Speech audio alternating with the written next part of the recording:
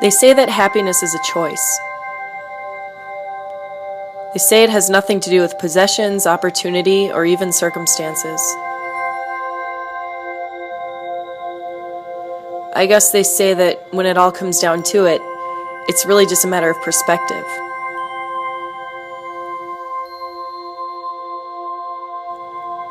I have yet to master such a mindset, but though I didn't always believe it to be true, I'm now sure of its certainty. And this was achieved by nothing other than the demonstration of defied odds. It was shown through the essence of unbreakable community, and by the exploitation of triumph in its most steadfast, unstoppable form.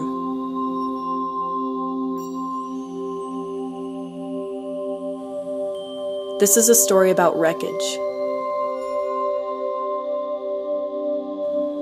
This is a story about perseverance.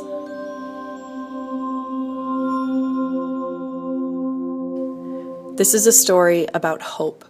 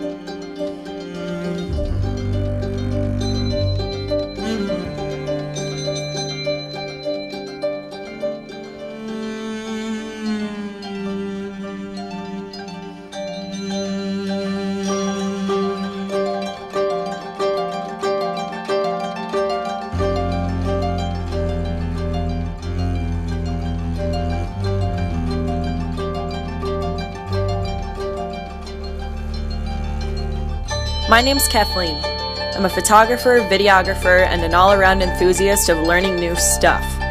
Though the events of November 17th didn't affect me directly, they trickled down the timeline waterfall and ended up changing my mindset for good.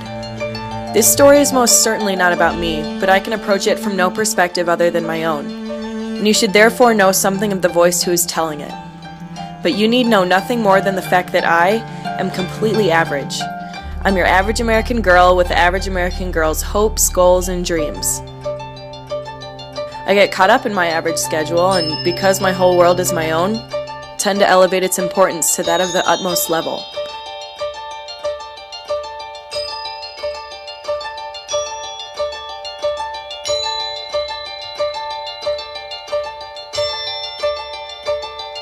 What I learned through this journey is that I was wrong. I learned perspective. I learned gratitude. And I learned that learning a new value is really only an open door to a never-ending corridor of infinitely more.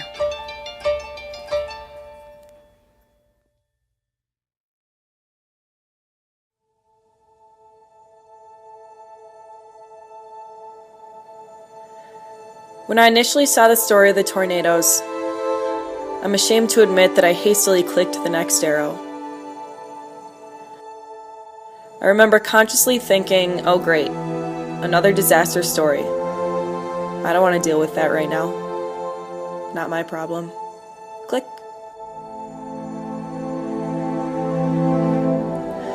Only a few hours later did I see a friend's photos on Facebook. Her home, gone. Her neighborhood, gone. Every family memory, every milestone and growth mark on the kitchen wall, every echo of a basketball bouncing amidst children's laughter, lay in acres of rubble, shattered. But I remember what hit me the most wasn't the littered past. It was her description, her narration of hope, her expression of gratitude for her life, for her family's lives, and for the opportunity to rebuild a broken world. I just remember thinking her gratitude, her happiness, was so real. I wanted that. The next thing I knew, I was throwing my cameras in the back of my car, pointing it south and driving 5 hours away on a Sunday night without the slightest plan of action. As the sun was rising, I remember listening to reports of all the roads into Washington being closed. Closed to hands eager to help, closed to the media, closed to the very residents who used to live there. I didn't care. I guess I figured I'd just get out and walk. There was something in that town calling my name. Something I had to see from my own eyes. This impenetrable strength. Some unbreakable spirit. This understanding of happiness that I, who have all I could ever ask for, had somehow missed.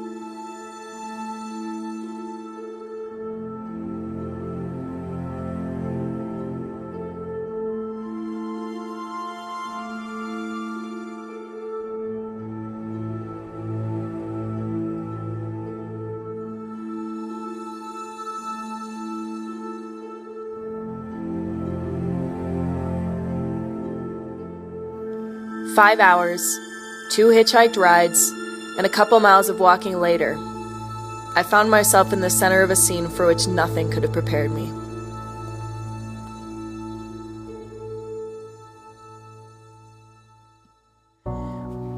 When someone says that something was indescribable, sometimes we interpret it as the storyteller simply not wanting to put forth the effort of trying to describe. But when I say this was indescribable, I truly mean it in the core of its definition. There is no way to express what it felt like to stand, cameras in hand, motionless, staring out at acres of flattened homes. Words cannot portray the heavy stillness in the air.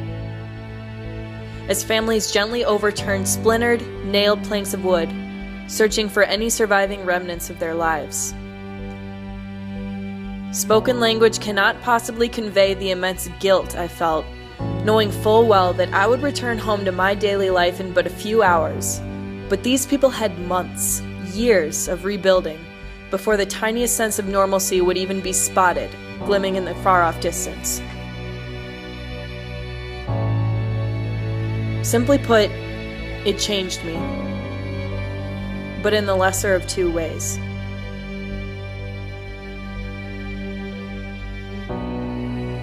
What changed me the most was the attitude of the people there. The friendly couple that picked me up and drove me into town.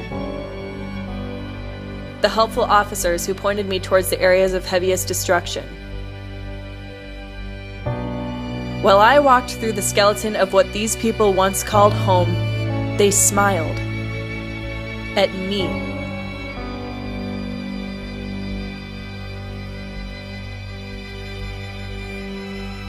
Get this, another called to me and asked if I wanted to sit down and rest because they still had a chair. And they wanted to use it to help me. It didn't make sense. I was baffled. For the longest time being there, I couldn't even lift the camera to my eye.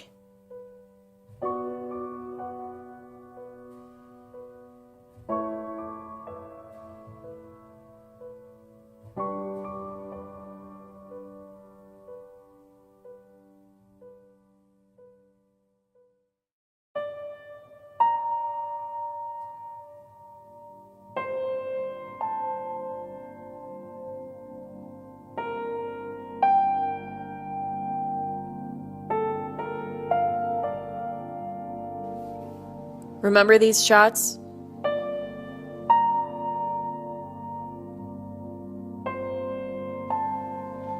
Now I guess you know where they came from.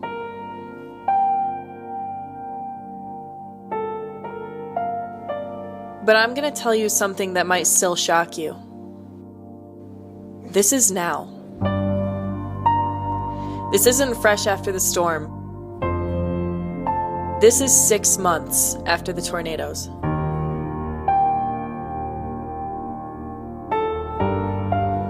Five months after the rest of the world moved on.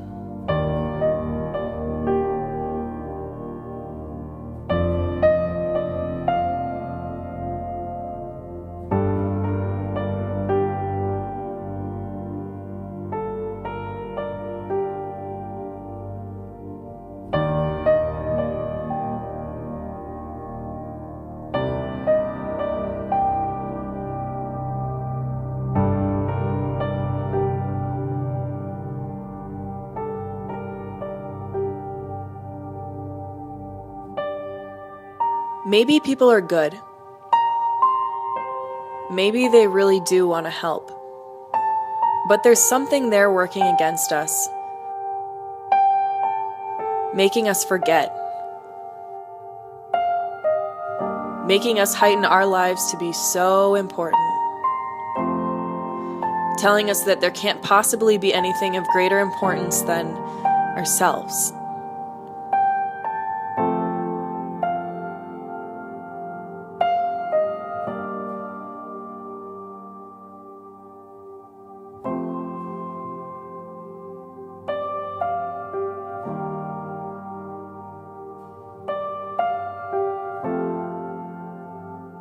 That tornado was ugly.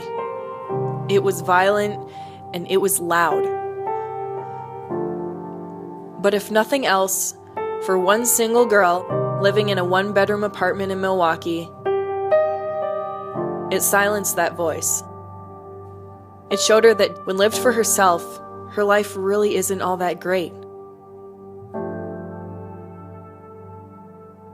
And that what she does with it, what all of us do with it from here on out, is the only thing that can make any difference.